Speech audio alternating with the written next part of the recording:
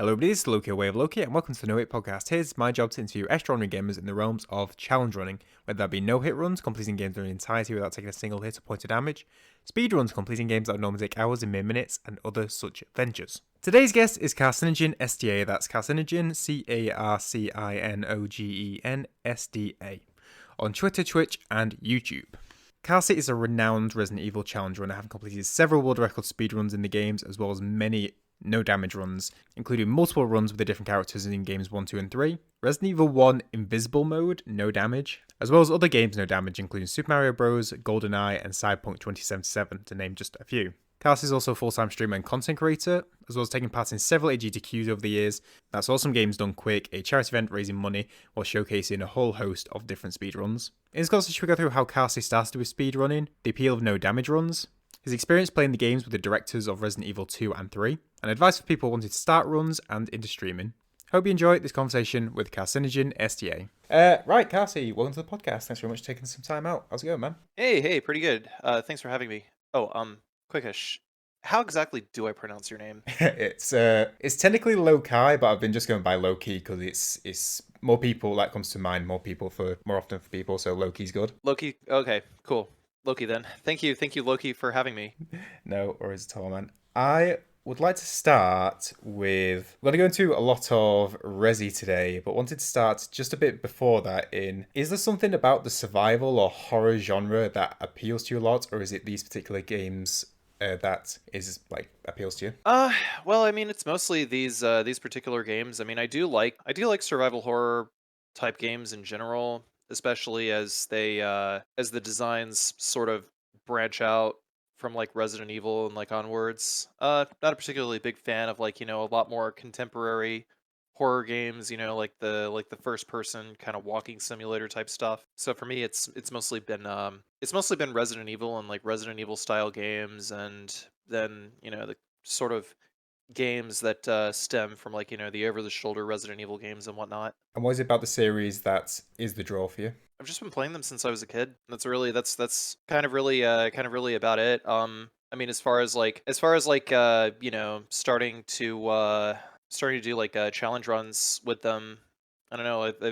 I just always felt like they were just like the rewards system for just sort of beating the game, and beating the game well just sort of lends itself. It's very conducive to, I don't know, just like gradual progression, and just like wanting to get better over time, because you've got your ranking systems, you've got your unlockable weapons and stuff like that. And then later on, with the advent of YouTube and speedrunning as it appeared in the mid 2000s, there were a lot of videos of people beating games fast and doing crazy things in video games. And because I was in high school at the time, and I young, dumb, and had a lot of things that I thought I wanted to prove. I just went ahead and started doing it. What was your first speedrun, or speedrun game, I should say? Resident Evil 1, on the DS, actually. Ooh. It's the DS port of Resident Evil 1. Basically, I just had time after school while I was waiting on a ride home,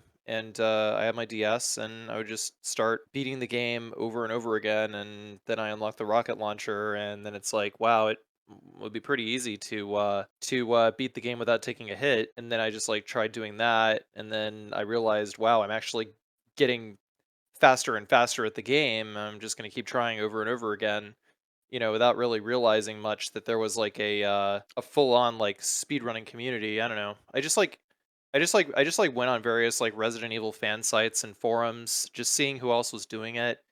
And eventually I ran into a player by the name of, he was going by 19 Duke 84 at the time, but nowadays he goes by Ekudet. Like he's mostly retired from speedrunning for the most part, unless he just decides, oh, I'm just gonna play this odd game here and there, you know.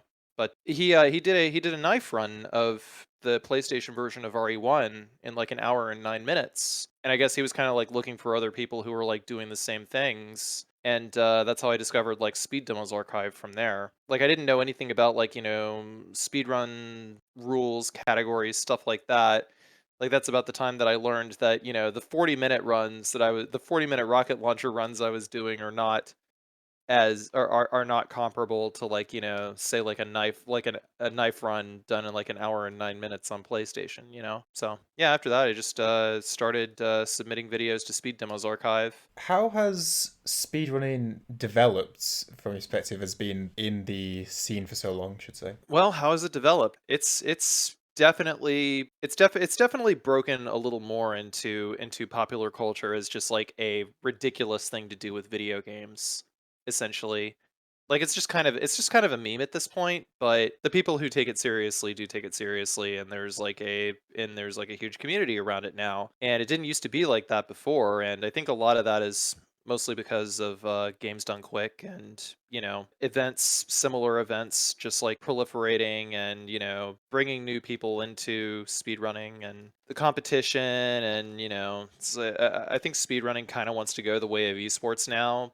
Who knows like where it's going to go in that regard, but probably it probably all depends on the games and like what is most entertaining for the viewer. Is there a place you'd like? Sorry, is there a place you'd like it to go? I mean, I don't really have a place that I would like it to go. I think that it's fine as it is. I mean, as long as I can continue to do what I do and, not have to feel any pressure to be like pulled into that environment, I'm pretty happy. Yeah, as you mentioned, there's like several events-based things. AGDQ has been around for a good while, and sort of newish events, such as like in this Super Mario 64, like the break the record kind of things, which is sort of an interesting, different take on a speedrun event, which I think's an interesting one for trying to introduce it to a more general audience, I guess, with like live competitive aspect, which might be like esports esque. So going into these initial speedruns, it was doing the game faster and faster and faster. Was there a particular game that you went into for the purpose of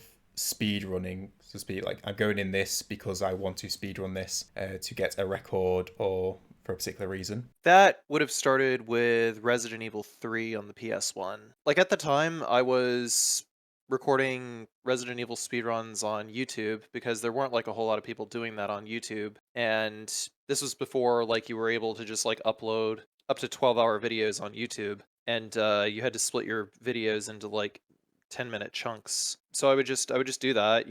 My speedruns were not particularly great, but I had already done Resident Evil 1 and Resident Evil 2 on YouTube.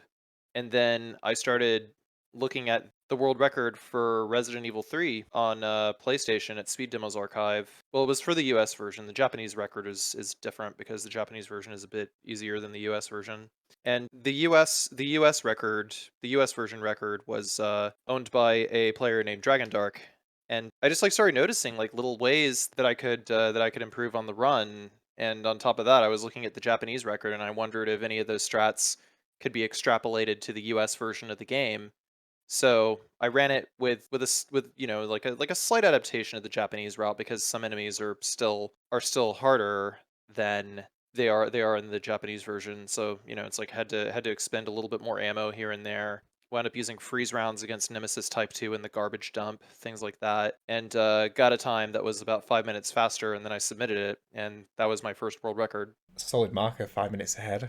Yeah, I mean it was fun.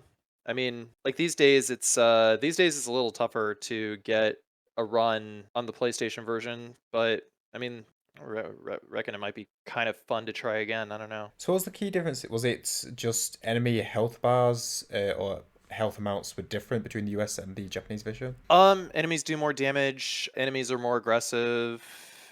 Enemies also take more damage. Nemesis in the US version, for instance, has 500 HP his first phase and 400 HP his second phase, totaling to 900 HP, as opposed to 400 and 400 in the Japanese version. Was there a reason for the differences, or Well, the reason, like a lot of Japanese games were actually made harder when released in the US so that they could compete with the rental market in the US. Game rentals at the time were illegal in Japan. I have no idea like what the status of that is now. I just know that these days a lot of Japanese game stores do sell pre-owned, and they're all like in immaculate condition. So I mean, I guess they just like kind of return it to the store, buy it again, and it's like really really cheap. So I guess it kind of doesn't. I guess it kind of really gets rid of the need for like renting video games. I don't know. It might not even work in such a market these days because I don't know, game rentals are just kind of not a thing anymore, and like retro games are like really cheap and very easily accessible. But circling back to the original question, sorry. Is that right?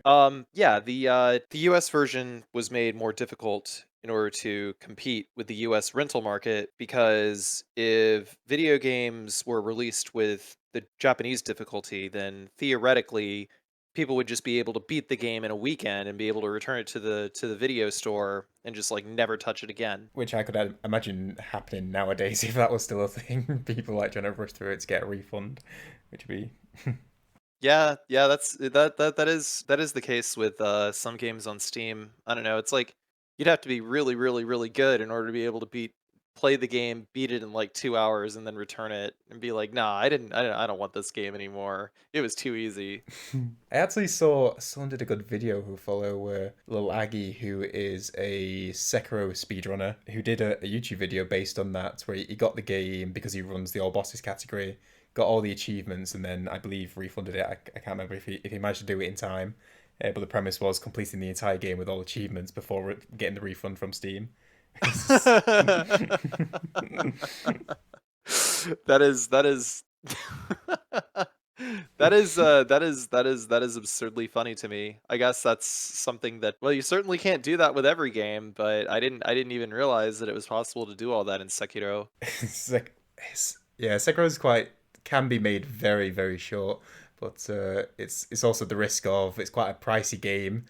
So it carries that risk if you don't get it done in the 2 hours. I think it's like 60 or 70 quid for the current moment. Mentioned so a lot of the games that you've speedrun, recorded, streamed are quite old games. What's the actual so if someone wanted to stream or play Resident Evil 2 to speedrun or to do no damage run, what is the actual setup with older consoles or games to allow that? Well, the general you're asking about like just like the workflow, just like capture and you know what display you're using and stuff like that, right? Yeah. Okay, so it's changed a lot over time. Speedrunners actually used to record their runs to like a VHS tape and send them off to someone to get it captured and uploaded to the internet in like an AVI format. Then with the advent of streaming, you know, you would just like get like a little composite, like a USB composite capture card, and you would have a powered splitter in order to avoid like signal degradation. Whenever you would output the video from the console to your capture card, and you know, like typically like a CRT television, one could still do CRT televisions. One could still do it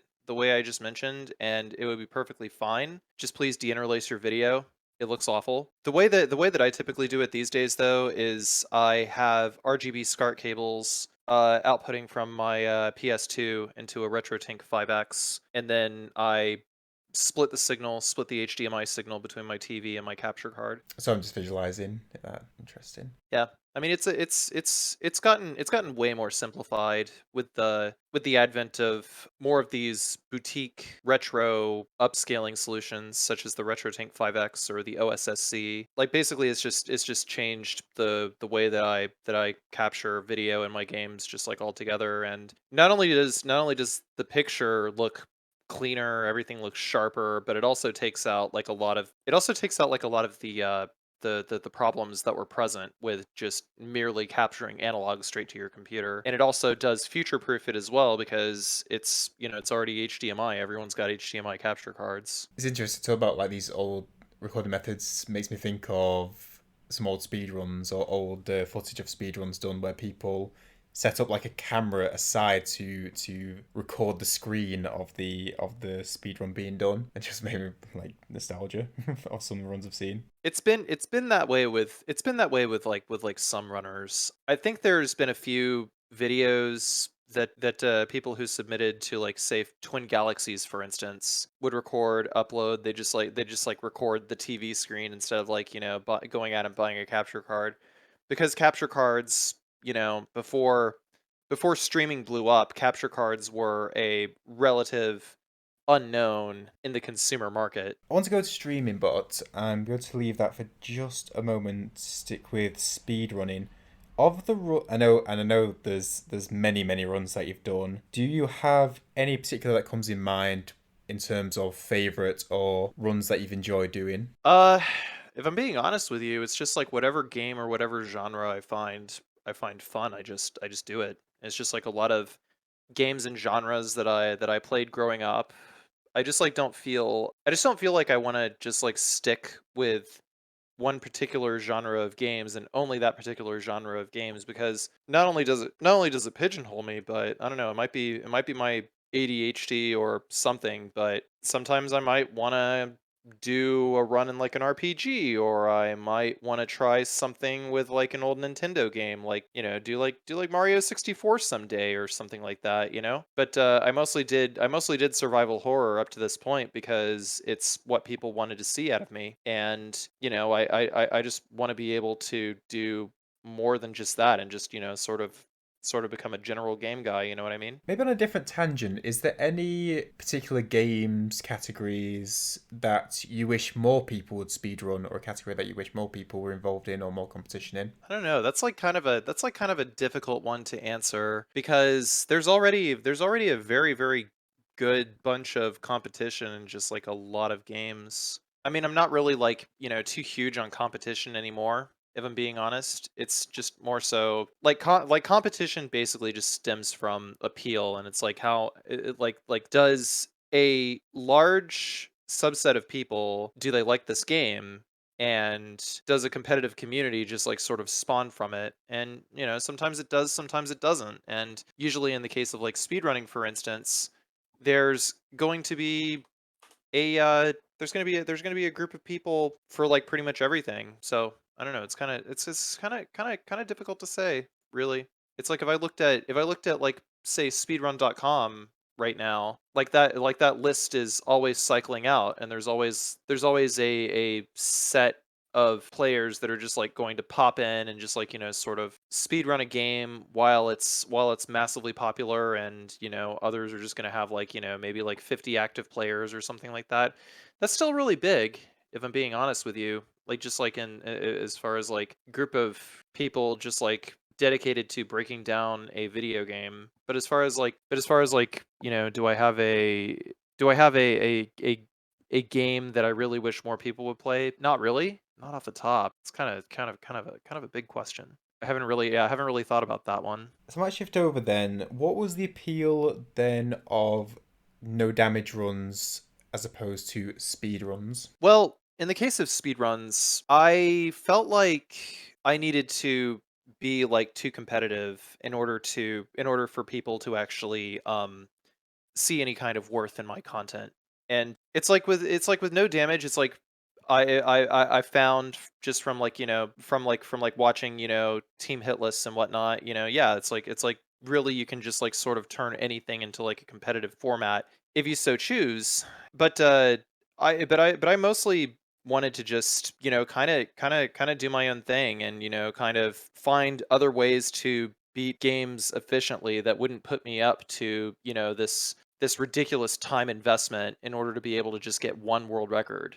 Because with a no damage run, it's like you've done it and you can say, yeah, I was able to beat this game without taking any damage. And that's, that's pretty cool. It doesn't, doesn't make it like easier. It just means that, I can have a concrete goal and be able to sort of like use that baseline to just be able to jump around from game to game and just sort of figure out, okay, what do I need to do in order to beat this game really efficiently, you know? There's like a finality to it as opposed to potentially forever improvement aspect of a speed run. Yeah, basically. And I mean, you can continue to like sort of make a larger goal as you go along, obviously with like, the back-to-back no damage clears and stuff like that. I don't know if that's something that I would necessarily want to do someday, but for now, I think a good goal is to just beat every like main Resident Evil, like every Capcom made Resident Evil game without taking any damage, like even segmented. Wanted to ask about the segmented v full run. Is there a factor about a game that makes you want to do it in segments and then carry on into doing as a continuous run? Well, it mostly has it's really just completely, do I find it fun? Do I find it fun enough that I actually want to do this without saving? And the answer may be no, or it could turn into a yes in the future. I have no way of, being able to like force myself to, just like do something and be like, yeah, this is fun. It just sort of has to like, feel right at the time, whether I've like learned a bunch of things that'll make it all flow together easier, and I just feel like pushing myself, and I just like the run or something like that, or I just feel like doing it.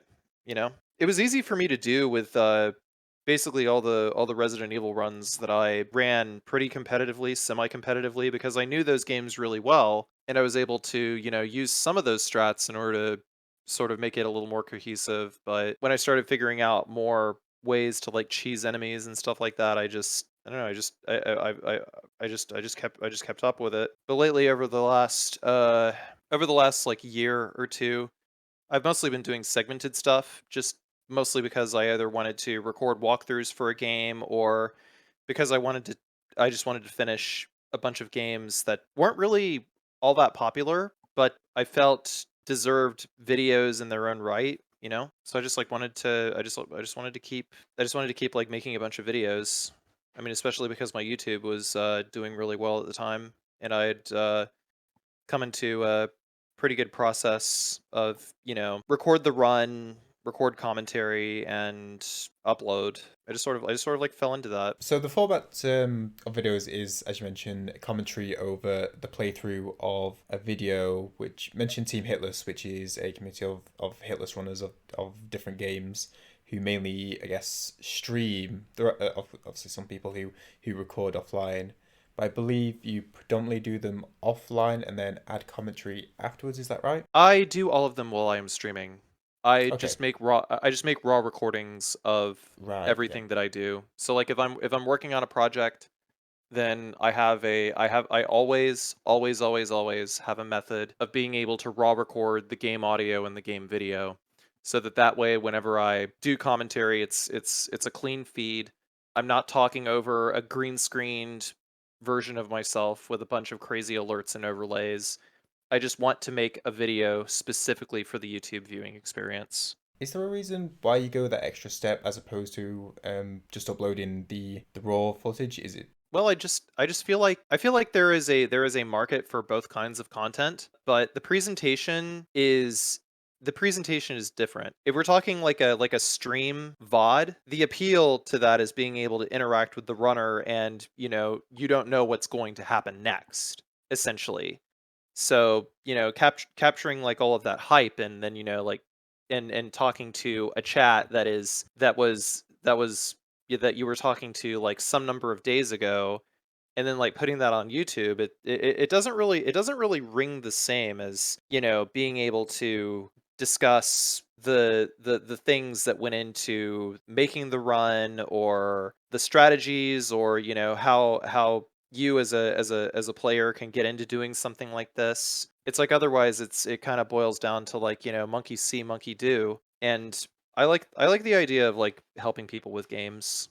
At one point it was all about like trying to prove something, when really I just didn't really have to prove it. I just really like the idea of beating games efficiently, and trying to just like talking about it. I just ultimately realized that was more fun. Yeah, on a similar but separate reason. So I've done several guide videos on different games, and along the lines of I put this time into learning these bosses, in creating strats for these bosses, or a routine section. That time would be best used if I'm not going to run, or even if I'm going to run, for other people to be able to learn from that experience, put into a video or a guide or a walkthrough or playthrough. At the start of your YouTube videos of your main channel, it goes into the playthrough, review commentary. But at the start of almost every video, at least, I've not watched them all, but it mentions having a no commentary video. Is there a reason, or people have asked for a particular reason for those videos, or is the reason why I have those linked as the first thing? Well, I have my reasons for wanting to have no commentary videos. It's like some people might just want to like, watch the game as it is without like listening to someone talking over it, that's perfectly fine. Other people might want to be able to see the see and hear the game if they're like trying to learn it by themselves, and just like be able to pick up on like certain timings or certain minute details, which may or may not be useful to them. Some people who might be on the autism spectrum might actually have like sensory overload issues kind of thing. So probably like easier for them to just like watch something without commentary. But I mean, I just like the idea of giving people an option to watch it without commentary. And I mean, aside from that, it also gives me an excuse to, if someone's like being a dipshit in the comments, I can be like, well, go click on the no commentary version, you fucking cheeseburger. Like, don't fucking cry to me. I gave you the option. What are you doing? YouTube comments be weird. I saw a weird comment. I think someone had like gone in and done timestamps for one of your videos, so people could like check permission or check for like key things. And I think like it was obviously a deleted comment, but like someone giving GIF about it, which I just don't get really. But that's YouTube comments in general, really, or at least on the negative side, I should say. I It's don't know. just strange. It's people are weird sometimes. People just realize that maybe they didn't really want to comment that, but I don't know. It's like a lot of times I don't know. I've just kind of learned that like getting into arguments over stupid bullshit on the internet is just really exhausting. So I just try not to anymore. If I just like don't like the person, I just like go ahead and see you later. That's it. Just move on. It's just getting in the way of time that I should be spending doing other things. There's several no damage ones, or a few that I want to ask about, but the one that just is coming straight to like the first thing that I saw when, which I just went, hang on a sec, is that right? Was your Resi invisible mode no damage run? Oh, yeah. How did you approach such a thing as, and could you explain it, even though it may be obvious by the the title of the run? Oh, no, no, no, of course. Well, I don't think those videos are particularly as popular because, if you're just like watching it and you don't really see the enemies, it's just like, oh, you just blew the head off an enemy, it's dead, and he just moved on. How the like just my limited experimentation with like the invisible enemy mode just didn't really like pick up as much, but I still wanted to do it as like a no damage run because, like how freaking cool would that be, like this mode that just seems like obscenely difficult on paper, and like just being able to beat it without saving and without taking a hit. But yeah, like all the enemies are completely invisible except for their reflections, except for maybe any particle effects that they might kick up or something like that. So there's ways to be able to break down, where they are, where they might be. There's just a lot of setups. Basically, 100% of invisible enemy mode is just learning setups. So if you've practiced on like say real survival mode, because in real survival mode is the only other mode in the game that doesn't have automatic aim, so it doesn't like automatically like snap to the enemy whenever you hold the ready button. You can sort of practice, various setups that way. And then after I finished real survival best ending no damage for both characters, I kind of realized that I could work with similar strategies to be able to do the same on invisible enemy mode, because because basically everything that I was already doing already had a setup, and it was already really easy for me, and I already knew exactly where to stop and where to shoot. So in a way, I guess I was just kind of like subconsciously training for like the invisible enemy run when I was working on real survival. Did any differences come out, or I guess was it just the timing difficulty without having a visual reference? I mean, it was about the same as real survival. The only thing is the item boxes are linked, so in that regard, it is a little easier. It also allows me to just like put away certain items, I guess, like whenever I might need it, something like that, as opposed to like having to backtrack all the way to a specific part of the mansion in order to get like a necessary thing. But in any case, it's just really all knowing where all the enemies are on hard mode and just being able to just knowing like the fine mechanics of like what is the chance of this enemy getting decapitated? Would it be better to kneecap this zombie over here? Is there a setup to be able to kill these dogs without them hitting me off screen or something like that, you know? Going into a relatively more recent no damage run, how did you approach learning Village as a no damage run? Well, I didn't really do Village without saving and without taking a hit. I started on hardcore, and then as I went on to do like Village of Shadows, I began to notice just like how skewed Village of Shadows was towards New Game Plus difficulty. While it is entirely possible to do a new game no damage Village of Shadows, it is exceptionally tedious to do so. I would say that this time speedrunning was certainly a more entertaining way to tackle Resident Evil Village. In Resident Evil 7, it was like Madhouse difficulty was still made reasonable to complete because similarly to like say classic Resident Evil games, there are certain types of ammo that if you had saved them for specific parts of the run, you would just be able to use them and be able to just completely eliminate like think of it like acupuncture. You know, you put a needle in a certain spot and it just releases pressure, it just releases like tension and stuff like that. And it's kind of the same way with like, Resident Evil Remake and Resident Evil 7. Resident Evil Village on the other hand, everything just takes like a million bullets. Everything is a bullet sponge. So it was just like generally no fun for me to do. So I didn't follow up with doing a no save, no damage run. If you had to change the difficulty, obviously making it going up in difficulty, how would you change the Village of Shadows to be more difficult than its prior, but in a more fun to play way? Well, first up, in an ideal world, the enemies would have a lot more hit stun. You know, like you'd have more options for being able to stun enemies and also eliminate. Sorry, my cat just burst in through the window and just like started running around.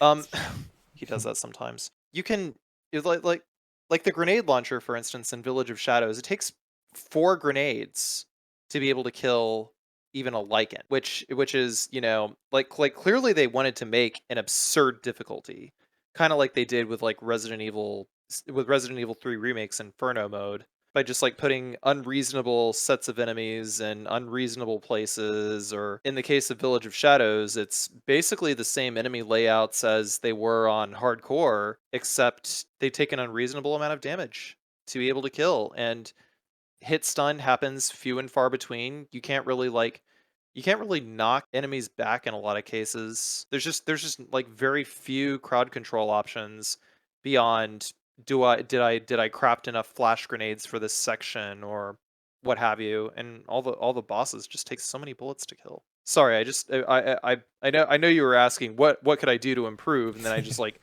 went on and immediately aired grievances about Resident Evil Village, but it like instead of like, saying anything productive, but I don't know. It just feels much easier for me to express it this way, just because I don't know. I just like can't help but think of how frustrating of an experience it was. It's fine. It's all good.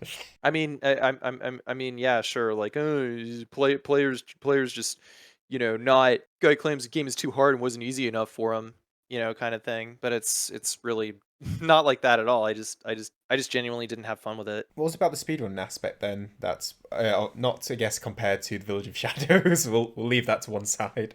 But what was it about the speedrunning aspect of Village that was the fun part? Well, I didn't say that I speedran it.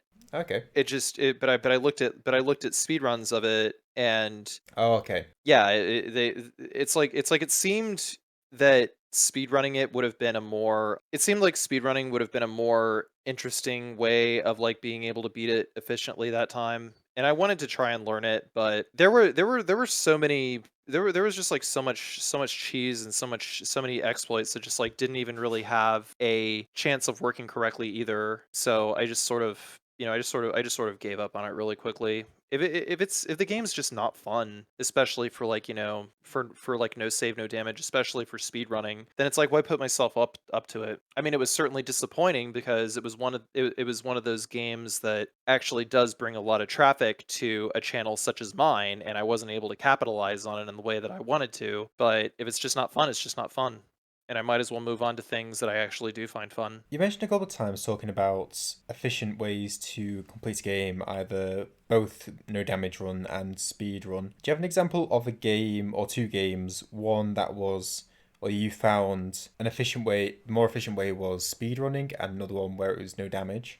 I guess in this case, Village would be the speed run aspect. I wouldn't necessarily say that it's more efficient, nearly as much as it makes for a more interesting run, I guess. So in the case of Village of Shadows, yeah, you got your routing, like you got your item routing, your DA routing, and then you got all the strats accordingly, and you can clear the enemies. And how do I put this? It just seemed, it just seemed like it flowed a lot better than trying to do the no save, no damage runs.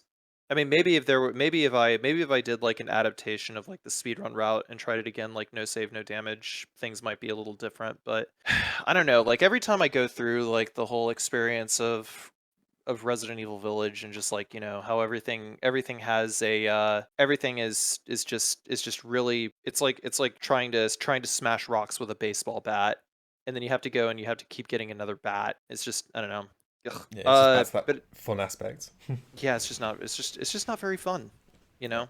It just ultimately wasn't very fun to me. And I mean, I don't know, maybe it does sound petty, like, like, oh, the video game's too hard for you or something like that. And it's like, dude, I don't care. It's just not fun if it's just not fun. Are there games where speedrunning them is more fun compared to no damaging them? I'm gonna need to take a second and look through, some of the games I've done, and see like if there's anything I've played where speedrunning was more fun. Okay, certainly not certainly not on like my speedrun.com page. Yeah, I think that I think that Resident Evil Village might have been the first one where I feel like maybe speedrunning it might have been more fun if I'd actually went that route instead of doing like a no damage run. But even so, I mean, how long would that have lasted? Because everything is a damage sponge. Moving to variety, in a sense, so there's several others that you've done outside of the Resident Evil series. No damage, should say. I'm just interested how they came about, or what was it that appealed? Because I don't know, they just they stand out as I was going through the list, like Super Mario Bros. Or GoldenEye or Cyberpunk 2077, being like outside that survival horror surrounding runs, I should say. Yes. Survival horror adjacent, you mean? Yeah. Well, I just sort of wanted to roll the dice with different genres of games that weren't really survival horror per se. So like I did Tom Clancy's Splinter Cell because I liked stealth games, and you could do similar challenges from like Resident Evil or other survival horror games in a game like Metal Gear, and nobody was really doing them in Tom Clancy's Splinter Cell, so I did that with the PC version and the PS2 version. And then I did GoldenEye 007. I did that segmented. I did Cyberpunk 2077. I did like Super Mario Brothers. Yeah, I could really like only count the number of games that I've run no save, no damage runs of on like two hands. But I would hope to expand that number at some point. Like it's just more so like finding fun things about the mechanics, and just realizing, oh, there's a way to do this efficiently. And just I could I clear the game without taking any damage? And has anyone done it yet? No? Okay, I'm just gonna go do it. Try not to make the video too long, because if I do, then it's, I think I feel like a lot of people are gonna tune out, So that's where like a little bit of speedrun routing comes in. But otherwise, it's just mostly been about, is it fun to me, and not because of like any particular not because of any particular mechanic that I just like really need to exploit or something like that. Is there any other variety game that you've either started working on or interested in looking into in the future? Well, outside of the outside of no damage runs, I've been working on lately I started working on like Final Fantasy games a little bit. So I've been doing Final Fantasy IV Pixel Remaster. I just completed a 100% achievements walkthrough without getting any of my characters KO'd. So, yeah. It's like Final Fantasy IV in itself is not a particularly grindy game. There are points where you could stop and grind if you wanted to, but you don't really have to grind at all. There was really only one enemy that I actually had to stop and grind for, and that is I mean, if you are familiar with Final Fantasy IV, is one of the four elemental lords, Rubicante, in the Tower of Babel, has a single attack that does like 4,000 damage, and it's like a fire elemental attack, and nobody in the party can really really has like the equipment to be able to like resist such an attack, nor even if they did have the ability to resist it, could they actually survive it, because it still would have done enough damage in order to just like knock someone out in one shot. So I had to like stop and like level everyone up to level 50 or something like that in order to be able to pass that, and that was like about the only thing that I had to do. Otherwise, the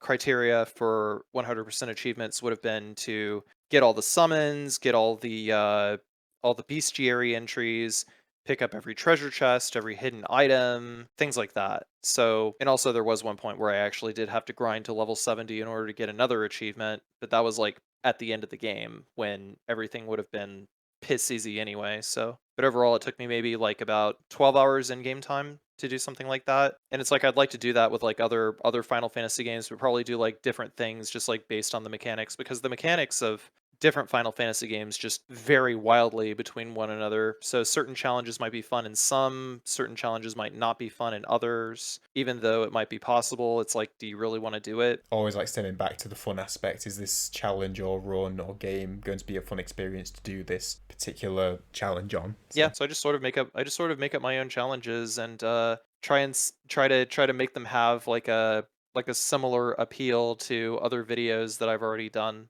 Whether it's trying to meet certain 100% criteria, or trying to beat the game safely while also beating bosses really quickly, stuff like that. and I brought up Resident Evil as like the survival horror main thing, but you've also done other horror games such as like Alien Isolation, Castlevania, I guess. Yeah, yeah.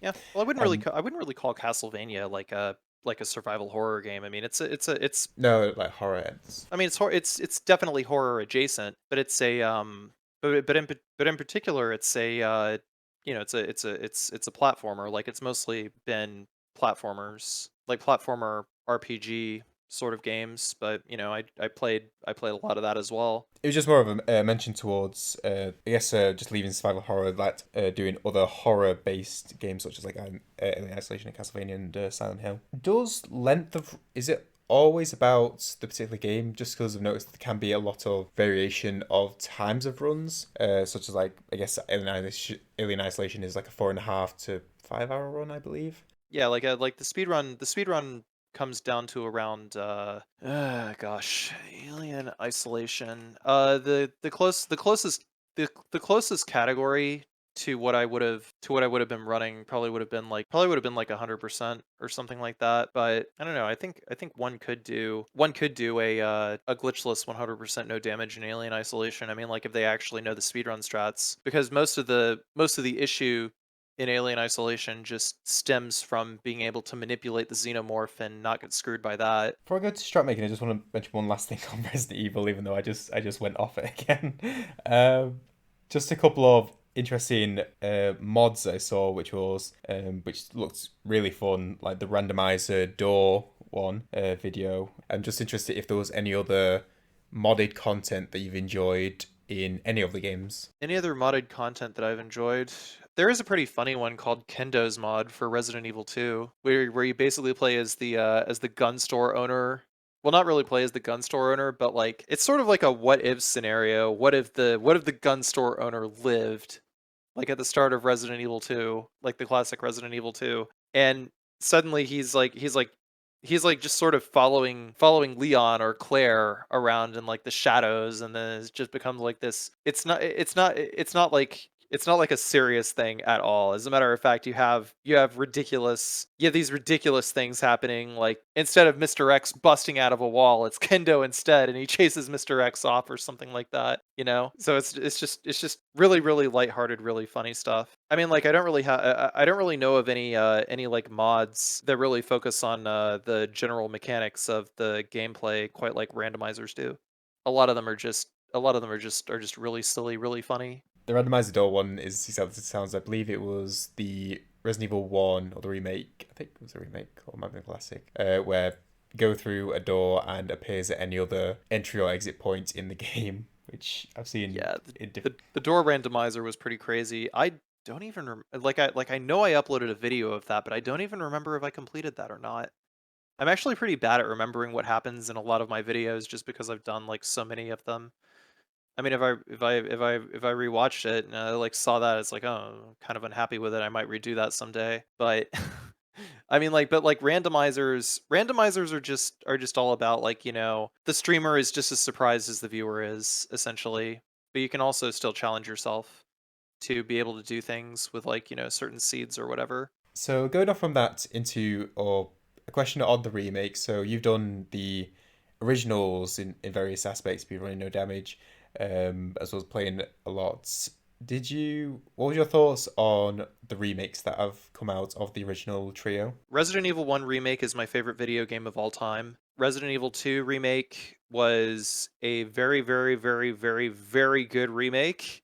Resident Evil 3, not so much. I feel like they could have done a lot more with Resident Evil 3, but just kind of didn't. And that's really about it as far as remakes go. What are the changes you would have wanted to see in Resident Evil 3? My query is just because Resident Evil 2 and 3, like, I'm pretty like they came out pretty soon to each other, so it's just interesting what the difference happened in 3 compared to 2. Well, I would have liked in 3 for Nemesis to have been less of a set piece.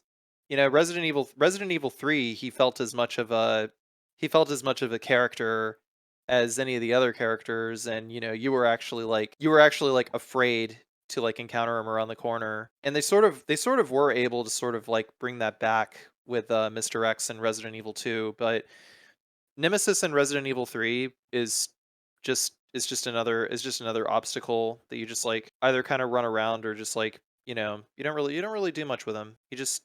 He stalks you through a very small portion of the game, which is like the first third of the game, and then he only appears in like 3 boss fights after that. And each time it's just a ridiculous mutation that otherwise just bears no resemblance to anything that appeared in like the original Resident Evil 3. So it's like they could have actually done a lot more with Nemesis, but I feel like they just kind of watered it down. One last thing on speedrunning. When you were speedrunning, what actions or practice or focus did you put towards improving as opposed to learning, if there was a difference? As far as like improving, in the case of a speed run, just I guess I should probably back up a little bit.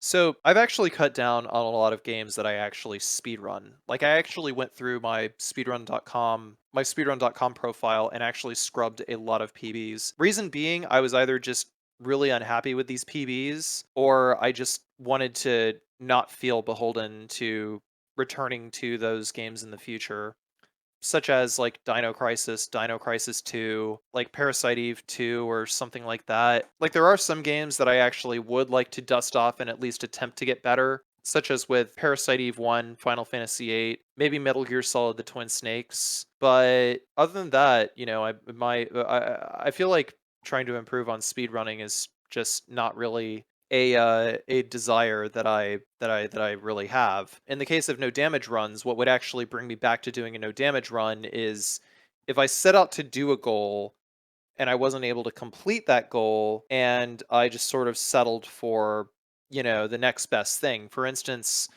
my Code Veronica run, which I did on Dreamcast, my initial goal was to get an S rank for that run. So that would have meant doing Code Veronica in 2 segments. The problem was I wasn't able to figure out an easy, efficient strat for Nosferatu, which is the first boss on that disc, because it has like this ridiculous gas attack that just sort of blows wherever it wants, just like literally wherever the wind blows.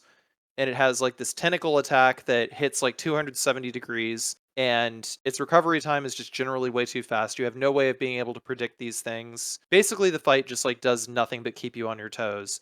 About the next best thing that you can do is stun loop it, but the problem is with that, the spacing with the knife, for instance, is very, very, very tight. So you can't really use the knife as like a consistent strat. At least I personally could not. If I could actually like notice something like a better setup or something that would actually enable me to do it a lot easier, then I would, but I didn't. And then there's the sniper rifle as the other strat. I just have a lot of trouble aiming with the sniper rifle because it aims like whenever you try to move the reticule for the sniper rifle, it always moves at a consistent rate. There's no fine adjustment. Even though there's an analog stick on the Dreamcast, you're not using that analog stick for the sniper rifle. There's no fine adjustment for that sniper rifle whatsoever. So you can't really so it's difficult for me to actually find the hitbox on Nosferatu that actually makes him recoil and allows me to beat him. Then there's like later bosses. Let's see. The gulp worm is whatever. The albinoid is just like aim downwards with like the submachine gun into the water and just never jump in the water. Alexia 2 is probably like the next like worst hurdle. And I mean like beyond Nosferatu, I mean like everything else about the game isn't too bad, but I was also recording cutscenes and whatnot as well. So to kind of circle back to that, how would I improve that? Well, I would go back and I would actually do an S rank run. I would go back and do Resident Evil 0 in fewer segments and without the one New Game Plus weapon that I used in order to be able to bypass the bat. I would go back and try to finish Dino Crisis 2 in fewer segments and just focus on what is the bare minimum that I need to do in order to clear the game no damage, because I didn't even really like route that very much. It's like very intricate routing at that point, because you have to kill enemies in order to be able to get money, and if you don't kill enemies, you don't get money, and it just makes like certain parts of the runs like really difficult. So I don't know. I just didn't do a very good job of routing some of those, and I feel like I could go back and do something that is more efficient and more consistent. Or like in the case of, I actually do want to go back and redo some of the videos for more classic Resident Evil titles, because I have some better strats that I think would make the game easier for like a lot of new players that I just like didn't know at the time of recording, and now I want to try to present those, especially if they're games that have like built-in achievement systems and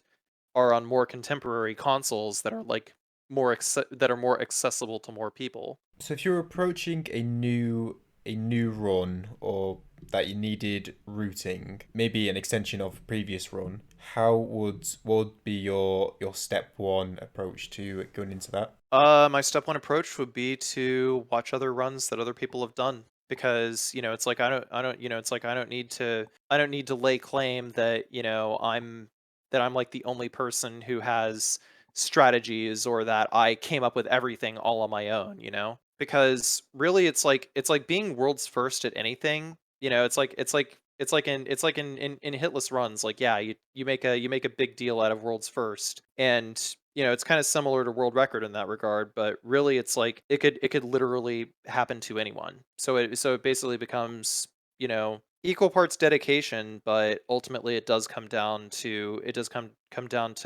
luck to some degree, who gets it first, because that person is competing with outside factors, like outside of their control, that are not even necessarily related to the video game. It's like, what's to stop someone else from just like, somehow being more efficient than you, and just doing it first, you know? So it's really just chaos. I mean, how can you really how can you really like sort of like posit yourself as like, an authority or something in that regard? I mean, granted, it is really, really cool to be that person who got the first thing of anything. That's a great thing to celebrate, but but it's not something that's worth chasing, I guess, is what I'm trying to get at. Just simply because of how of that chaos factor, you know?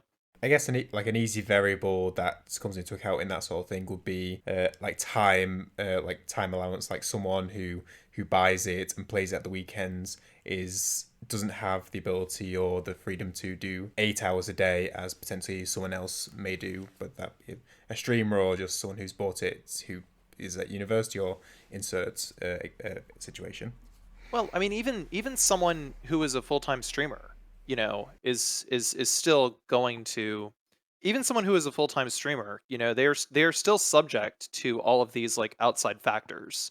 And it's like even if you tried to cut down on like all of it and just did nothing but dedicate your life to it, what's to stop someone else from, doing exactly the same or just flat out getting luckier, So, so it's like, you can't really chase that.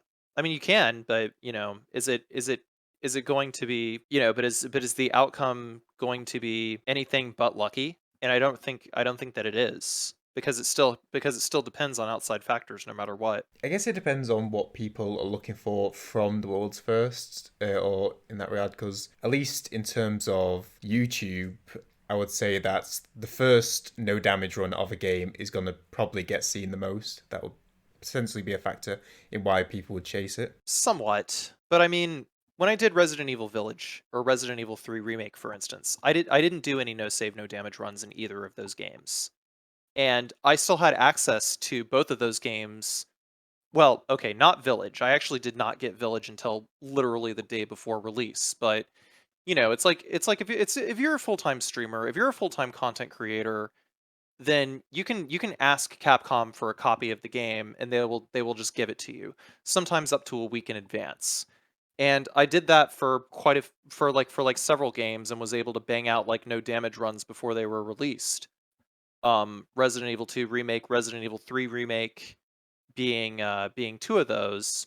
And but it's like in neither of those occasions did I finish a no save no damage run. I was able to get like world's first for Leon B, Claire A, and Claire B in Resident Evil 2 remake. But for Resident Evil 3, it's like could I have done that a week in advance? I don't think that I could have, if someone else, like say Aether, for instance, who I would concede is like far better than me at like a lot of this at like a lot of this stuff. He if he had it a week in advance, would he have gotten it? Probably within like the first week of release. And it just all comes down to just the way that we all process different things, and do we it's just input output, and some people are just more efficient at it than others. And there's a saying, no matter how good you are at something, there is always someone who is going to do better. And I don't think that should deter anyone from doing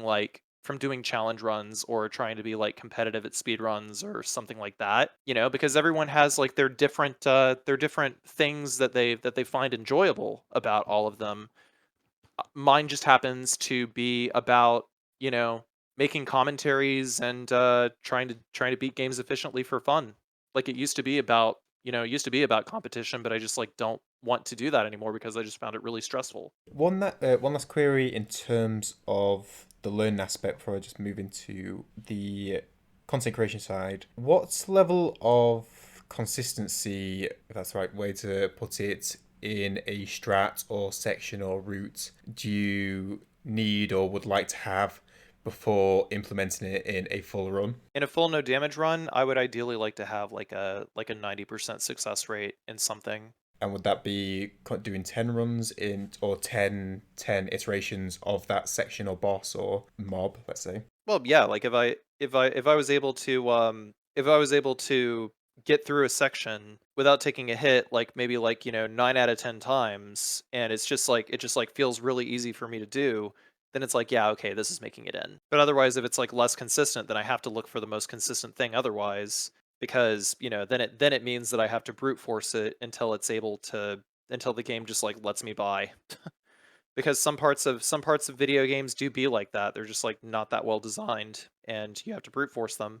And so we've talked or mentioned efficiency quite a bit. If people are looking to do no damage runs. I personally found looking at speed runs to be a great resource in regard to finding strats for no damage runs, because speedrunners haven't found these efficient strats to deal with sections or bosses or other aspects of the game. So just as mentioned, that speedruns of a game, even if you're going for no damage, are a great resource. Yes, like I would say they're actually a very good resource. I mean, like sometimes, sometimes whenever I do a no damage run, I like to go and try to learn a speed run of a game really, like really quickly, like within like a few days, and see if there's anything that I could actually like borrow from that in order to make a section, completely 100% passable. And I mean, there's plenty of speedrun, there's plenty of dodges and like in like Resident Evil 2, Resident Evil 3 that are going to have like some semblance of luck, but sometimes they can be done with a very, very high success rate. But I mean, if I find that a strat is already like 100% successful, I'm not going to rock the boat. I'm just going to hold on to like that. I'm just going to hold on to that 100%. I want to go to things related to position as being a full-time content creator. I want to start with what's an aspect of that people may not be aware of, or the general people might not be aware of, public. Sorry, could you rephrase the question? What is an aspect of being a full-time streamer, content creator that the general audience or people in general may not be aware of? I would say that like on the outset, a lot of what people see is that the content creator is just playing the video game, and they think that it's all video games all the time. And I mean, playing video games is a part of that. Playing video games does get the content made, but playing video games in themselves is not the content.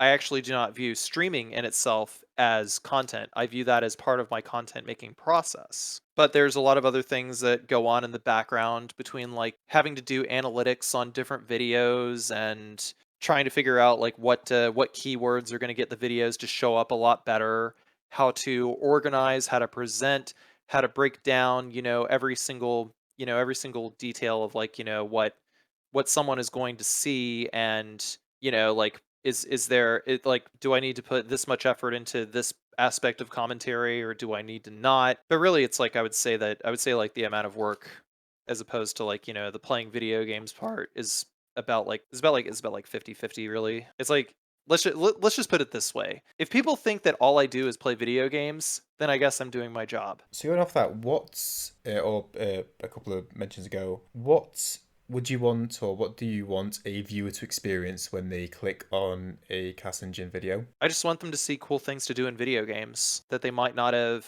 thought of on their own. And I want them to be able to watch the videos, understand the strategies, and be like, "Oh, hey, I could do this for myself," or "Hey, this is really helpful," or, even just be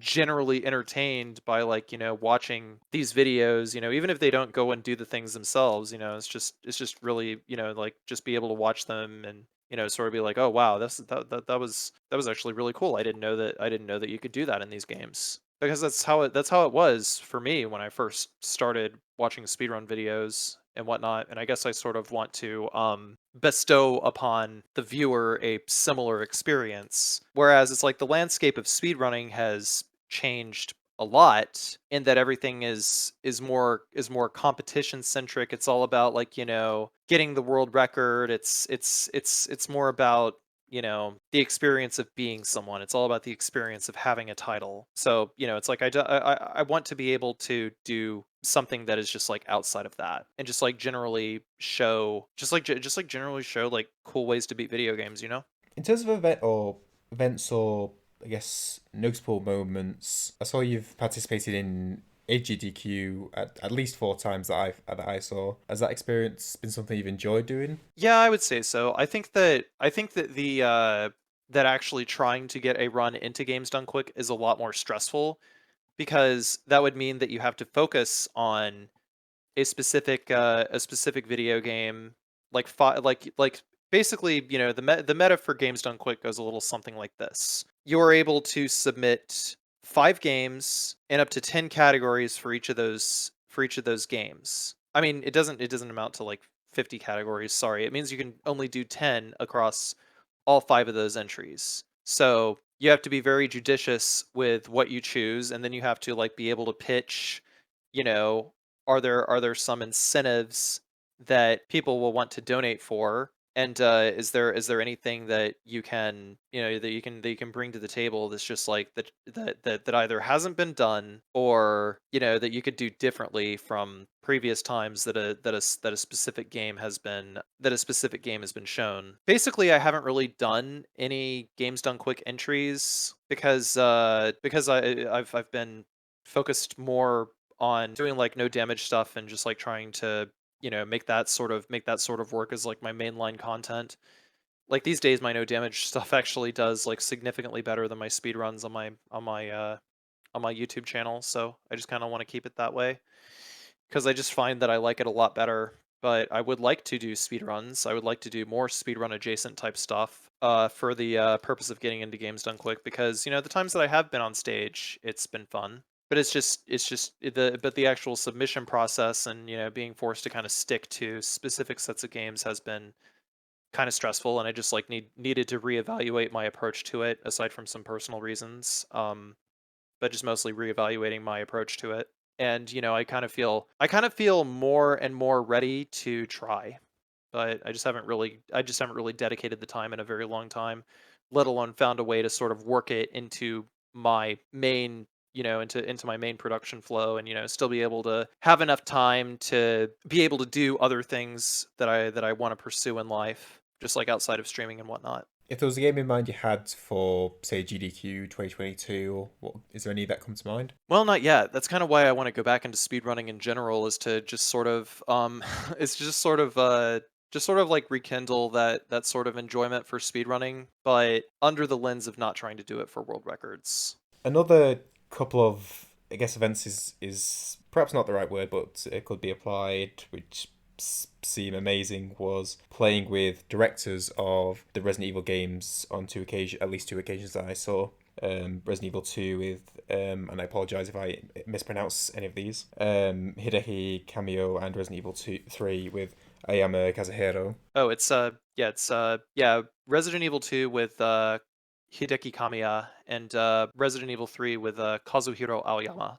I'm interested how those occasions came to be, and how was the experience. Well, it was they all came from more or less a chance encounter with a very good friend, with who is now a very good friend of mine. This guy by the name of Alex Aniel, who goes by CVX Freak online on Twitter. He works in the game industry out in Japan, and he runs a video game music label there called Brave Wave, and is also the basically the head of operations for the Japanese branch of Limited Run Games. It's kind of a recent development, but he in his line of work, he's been able to meet and talk to a lot of key members of like the Resident Evil staff who previously worked or may still work at Capcom in some capacity. And both Hideki Kamiya and Kazuhiro Aoyama no longer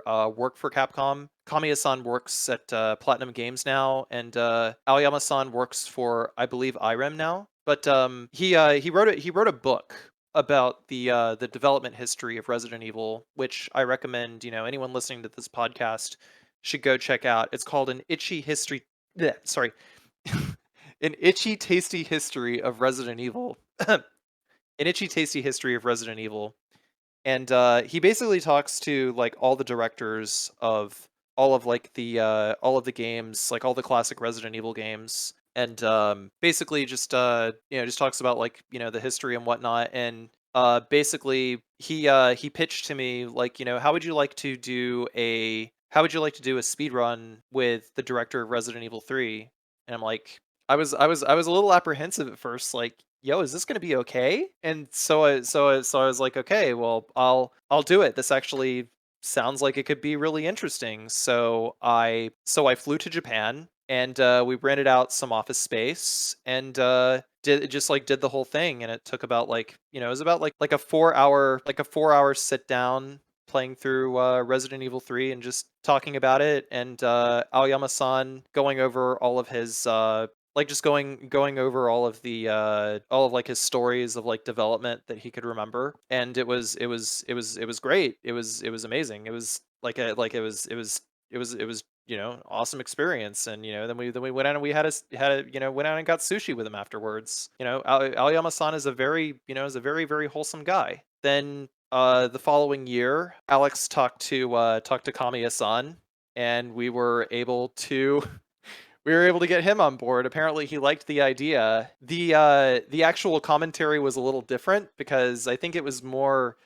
focused on like the theme of being the director that time, I think. And so we sat down and we did Leon or Claire A, Leon B with Kamiya-san for like yeah, I just spent like freaking 6 hours, just like doing the whole thing. It's like both of those were really cool. And on account of the pandemic, I haven't been able to go back and do any more. Before the pandemic happened, I was actually supposed to do Code Veronica with Hiroki Kato, who was the director of Code Veronica, but that plan kind of fizzled out really fast.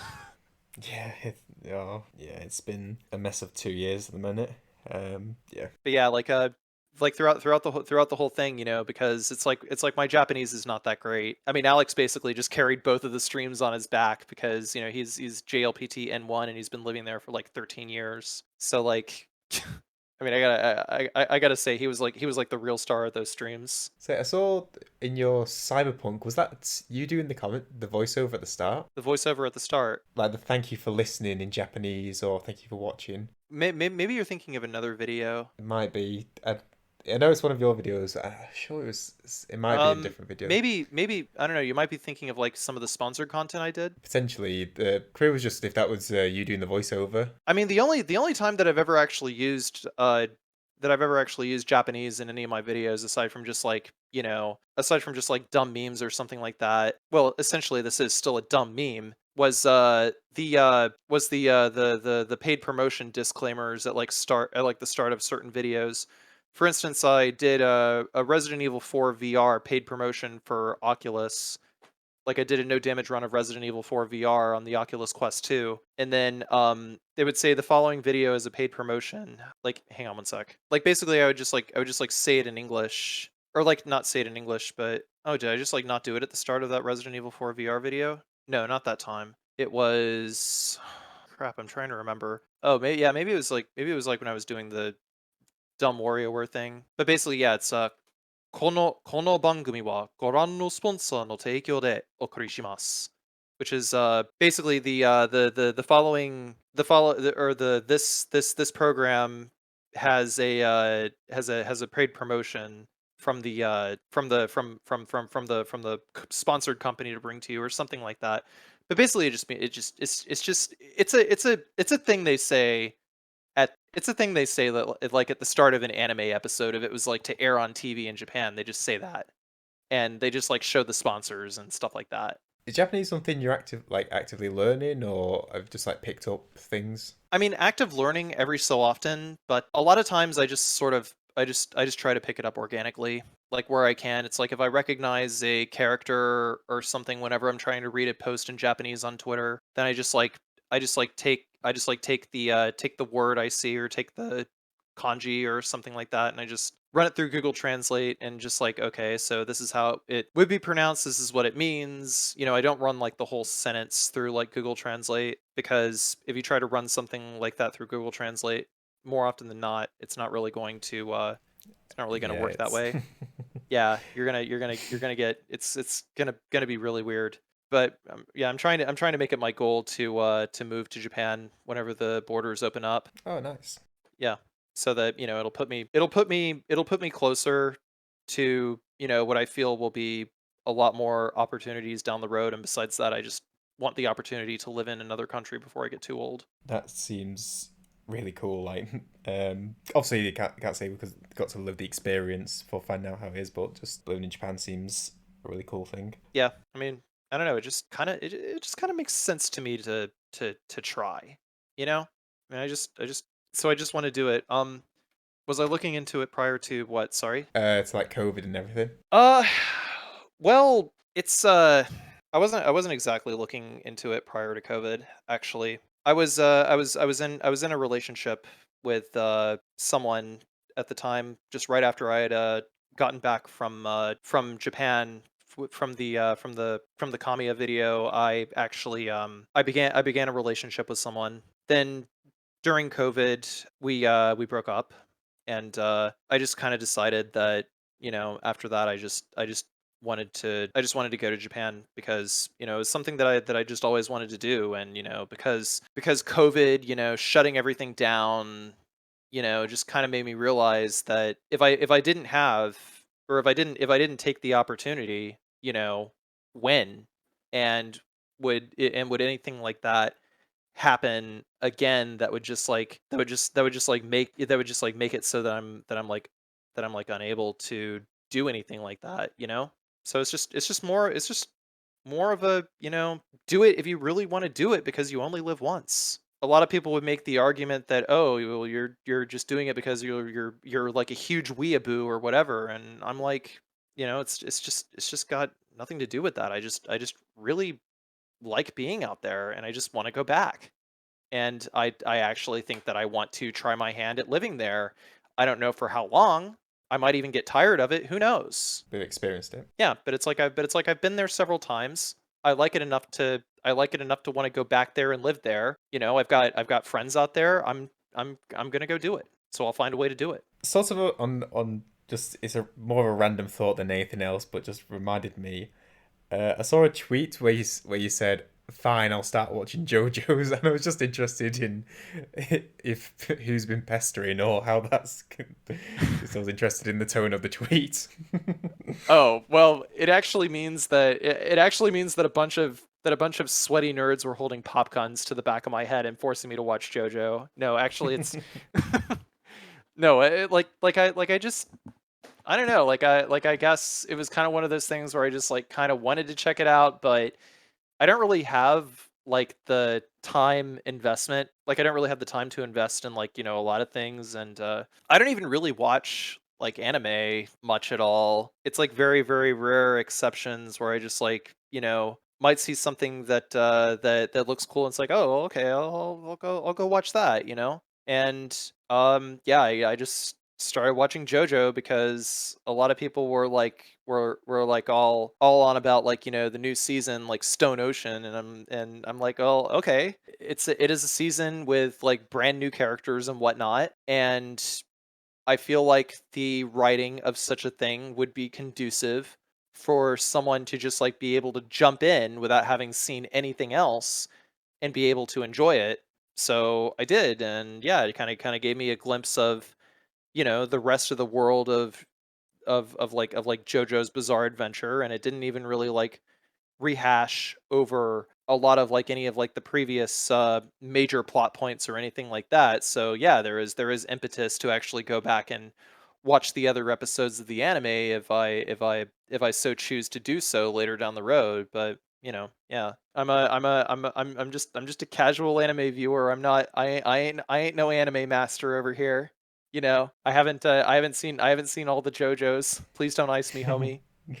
My last query around consecration before going to some quick questions is leading up to becoming a full-time content creator, was there any notable events or moments that led to that happening, if that's the right way to put it? Well, I've been doing speedruns since roughly like 2006.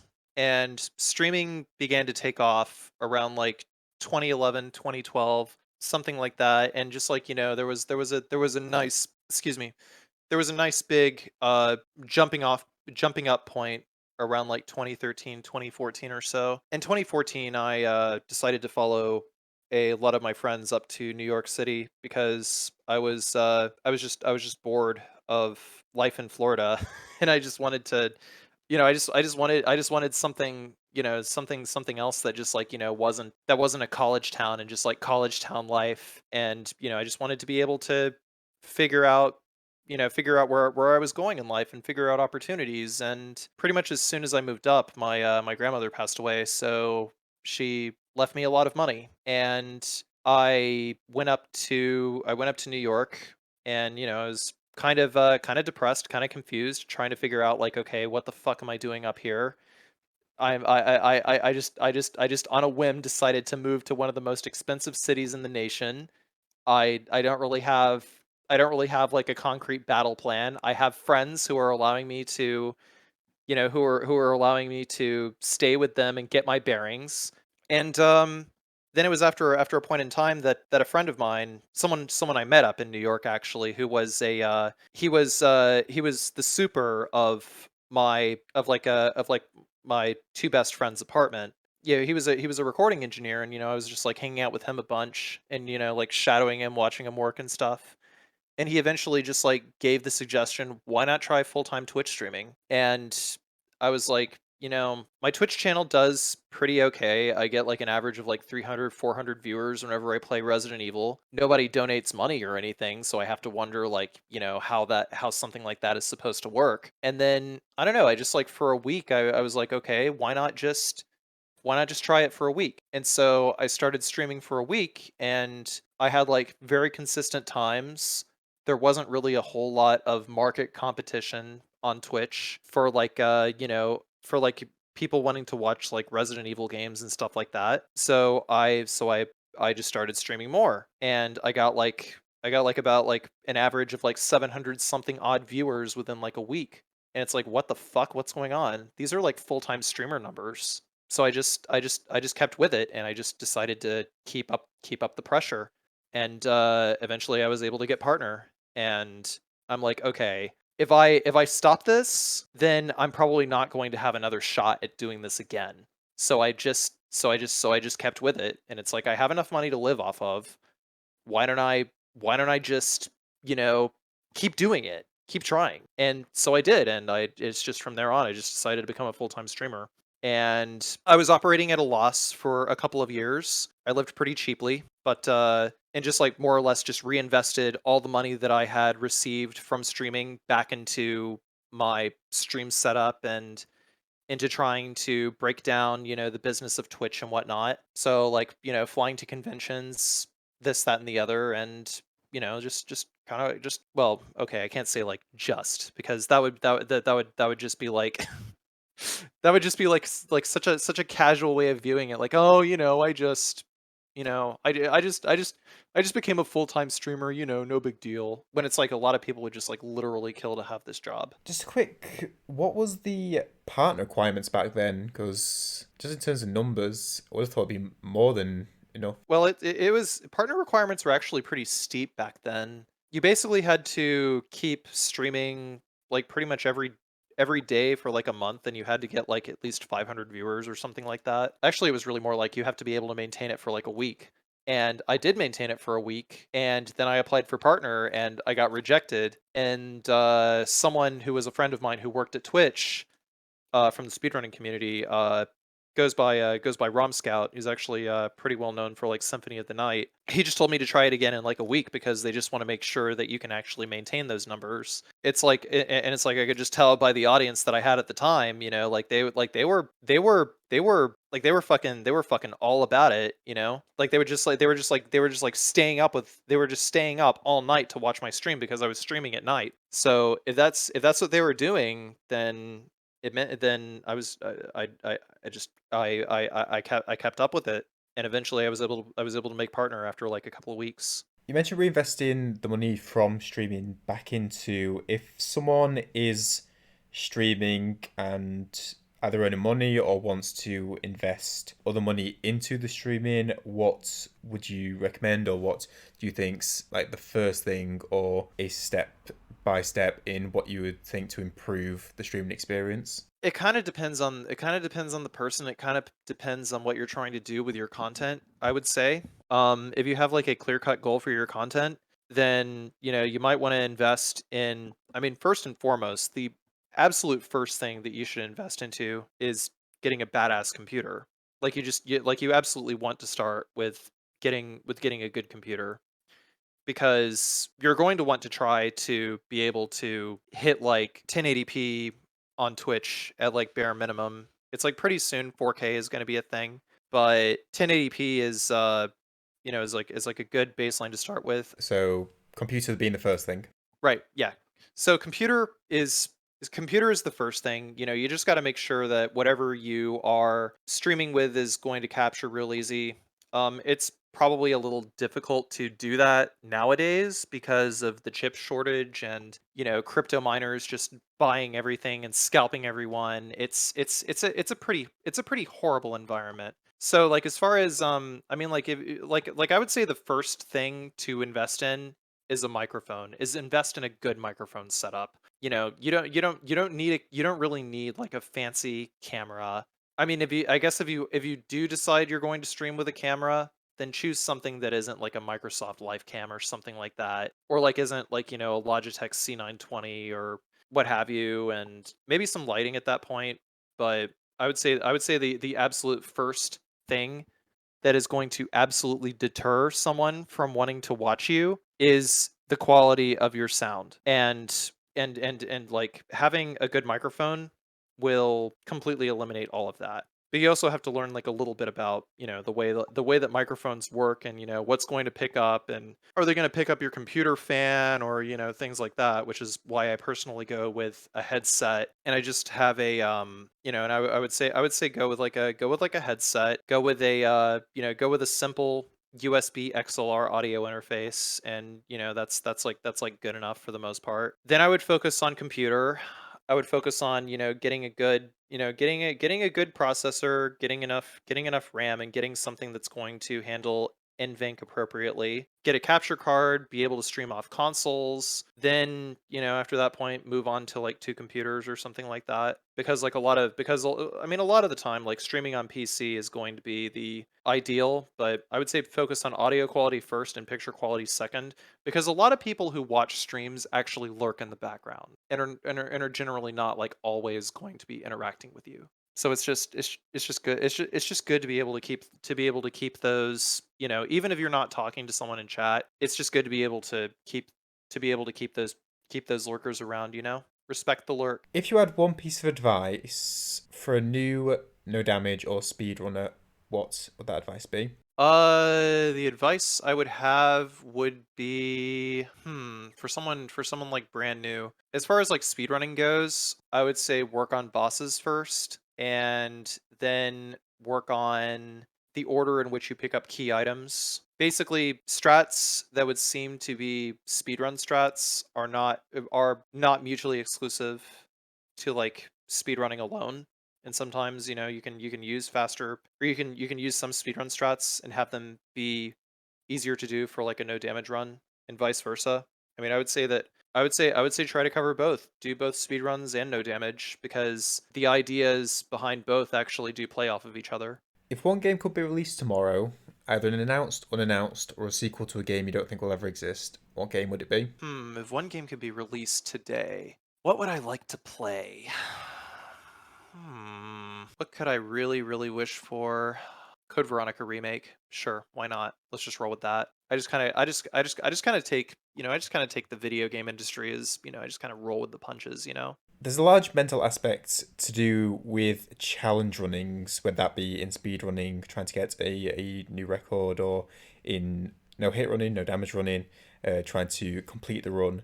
Could you tell me a time when a run was taking its toll and how you got past that? Well, when a run does take its toll, I actually have learned that I need to really not put so much effort into it. If I've hit a plateau, then sometimes then it could be like any number of factors. Like either I'm too exhausted to continue, or I'm just like not as interested in it as interested in trying to push myself as I thought I would be, or I just like I'm just like not really seeing, something that's like really easy to do that I could pick up and, sort of make more efficient.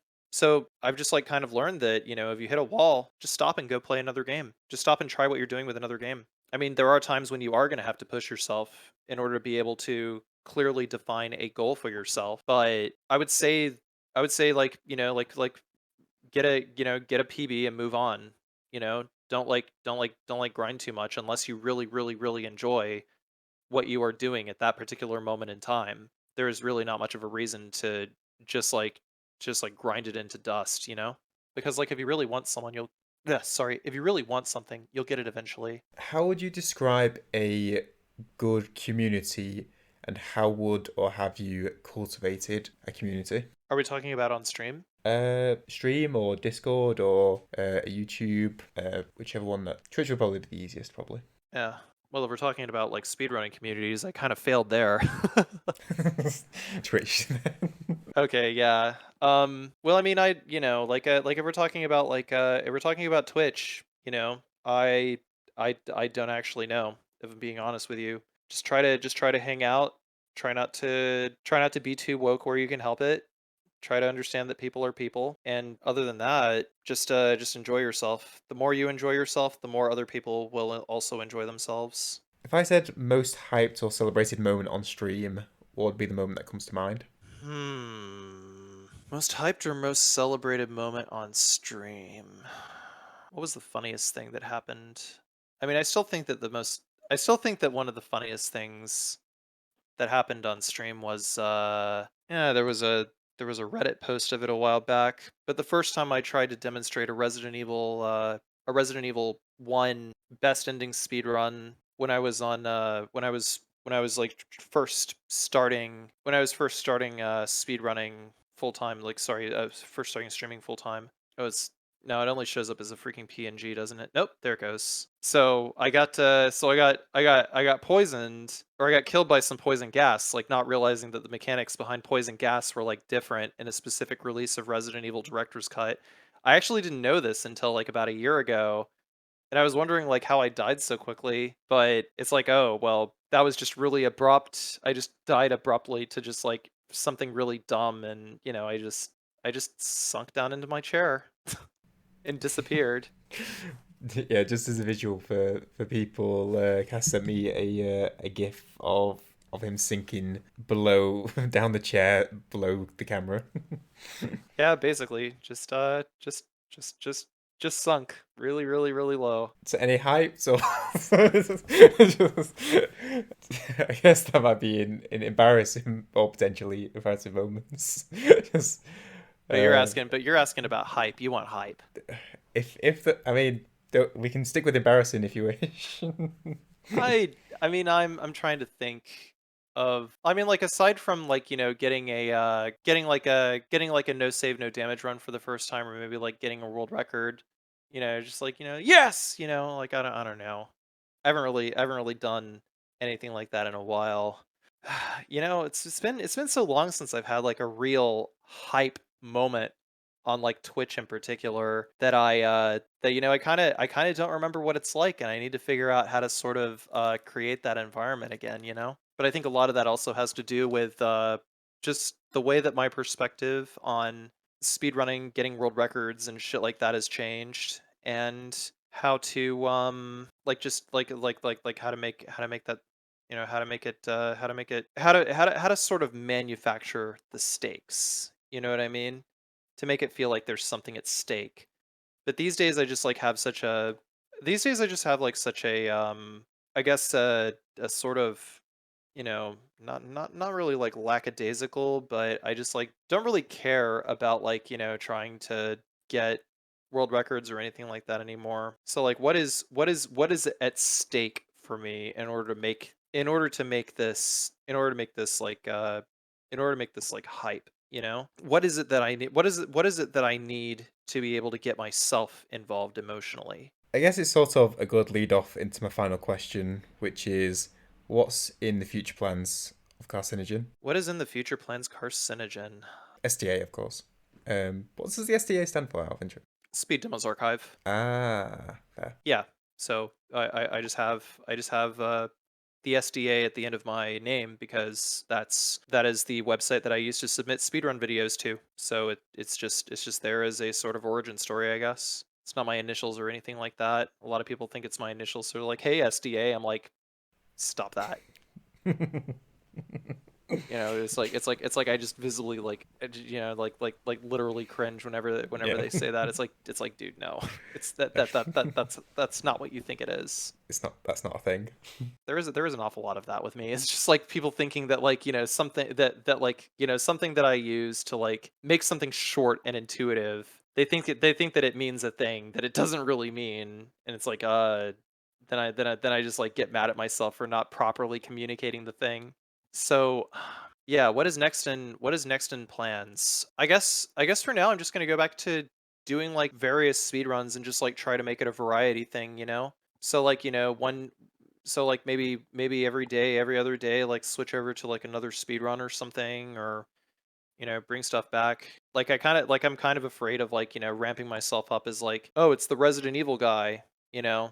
And I stopped like I wanted to stop doing Resident Evil a lot because I didn't want to be like, only pigeonholed into that, but more to the point. I just want to, I just want to try to find, ways to like sort of make hype shit happen on stream again because I kind of miss it. I'm sure there'll definitely be stuff coming up. There'll be something going into the fresh new year. Hopefully, there's some cool stuff that kicks off, happens, or ends up being there. Carci, I really appreciate taking the time out for this, man. I've enjoyed this conversation a lot. I hope you've enjoyed it as well, man.